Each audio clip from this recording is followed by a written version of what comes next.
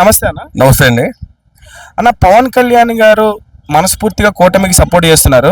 పవన్ కళ్యాణ్ గారు సీఎం క్యాండిడేట్గా నిలబడితే అంతే మనస్ఫూర్తిగా కూటమికి సంబంధించిన ఎమ్మెల్యేలు కానీ ఎంపీలు కానీ క్యాడర్ కానీ అభిమానులు కానీ సపోర్ట్ చేస్తారంటారా పవన్ కళ్యాణ్ గారికి? అంటే కూటమి చేస్తుందో చేయదో తెలియదు కానీ జనసేన అయితే కోరుకుంటుంది కదా. ఇప్పుడు పవన్ కళ్యాణ్ గారు ముఖ్యమంత్రి అవ్వాలని జనసేన పార్టీ ఎప్పటి నుంచో కోరుకుంటుంది. పార్టీ పెట్టి 10 సంవత్సరాల నుంచి కూడా పవన్ కళ్యాణ్ సీఎం అవ్వాలని కోరుకుంటారు కదా అభిమానులు. కూటమి ఎలా సపోర్ట్ చేస్తుంది అనేది మనం ఆలోచించాలి. ఎందుకంటే చంద్రబాబు నాయుడు గారికి పవన్ కళ్యాణ్ గారు సీఎం గా సపోర్ట్ చేస్తున్నప్పుడు సీఎం గా పవన్ కళ్యాణ్ గారు నించుంటే మరి ఆ పార్టీకి సంబంధించిన నాయకులు ఎందుకు సపోర్ట్ చేయరంటారు? సపోర్ట్ చేయకూడదా, లేకపోతే ఎలా ఉంటుంది పరిస్థితి? చేయరండి. తెలుగుదేశం నైజం అది కాదు. తెలుగుదేశం నైజం ఏంటంటే వాళ్లే బాగుండాలని ఆలోచిస్తారు. ఎప్పుడు వాళ్లే అధికారంలో ఉండాలనే తపంతో ఉంటారు తప్ప వేరే వాడికి సపోర్ట్ చేయాలని ఆలోచనలో ఉండదు. పవన్ కళ్యాణ్ ఏం ఆలోచించాడంటే రాష్ట్రం బాగుండాలా, దేశం బాగుండాలా. సీనియారిటీ ఉన్నటువంటి అలాంటి వ్యక్తి, చంద్రబాబు లాంటి వ్యక్తి ఉంటే ఆయనతో పాటు నడుస్తూ రాష్ట్రాన్ని అభివృద్ధి చేసుకోవాలనే ఆలోచనలో ఉన్నాడు. దాన్ని సీఎం పదవి గురించి ఆలోచించలేదు.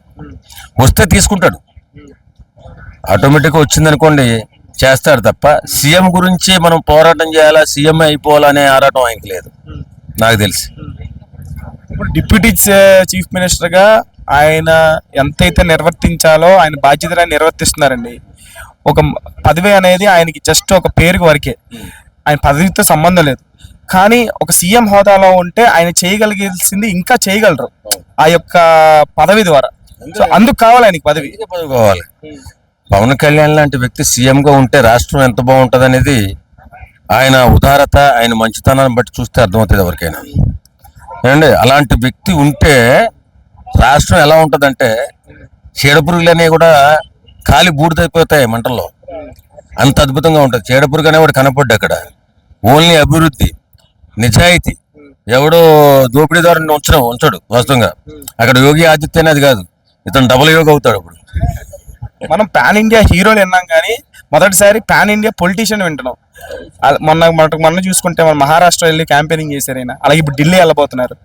సో అంటే మొదటిసారి అనుకోవచ్చా ఇండియన్ పాలిటిక్స్ హిస్టరీలో ఒక పాన్ ఇండియా పొలిటీషియన్ చూస్తున్నాం మనం?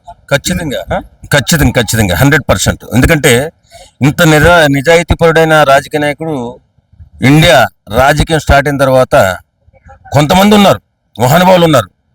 కానీ ఇప్పుడున్న పరిస్థితిలో ఈ తరంలో ఇతను లాంటి రాజకీయ నాయకుడు ఇండియాలోనే లేడు. వీరలాంటి రాజకీయ నాయకుడు ఒక రాష్ట్రానికి సీఎం అయితే ఆ రాష్ట్రం తొందరలోనే అద్భుతమైన రాష్ట్రంగా, అభివృద్ధి చెందిన రాష్ట్రంగా ఎదిగిపోతుంది.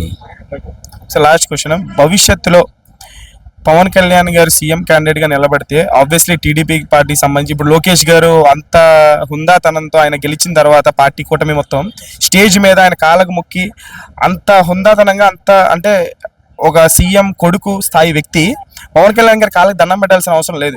కానీ అది ఆయన ఏమంటారు మంచితనం, అది ఆయన సంస్కారం. అదే సంస్కారం పవన్ కళ్యాణ్ గారు సీఎం గా నిలబడితే లోకేష్ గారు అదే సంస్కారంతో మంచితనంతో ఉంటారంటారా భవిష్యత్తులో? ఉంటారని చెప్పలేమండి. ఎందుకంటే రాజకీయం అనేది ఒక నీచమైన వ్యవస్థగా తయారైపోయింది ఇప్పుడున్న పరిస్థితిలో. ఎంత దారుణంగా తయారైపోయిందంటే అన్నదమ్ముల మధ్య కొట్లాట, కొడుకు తండ్రి మధ్య కొట్లాట, అధికారం కోసం ఎంతటి నీచానికైనా దిగజారే వ్యవస్థలా మారిపోయింది రాజకీయం.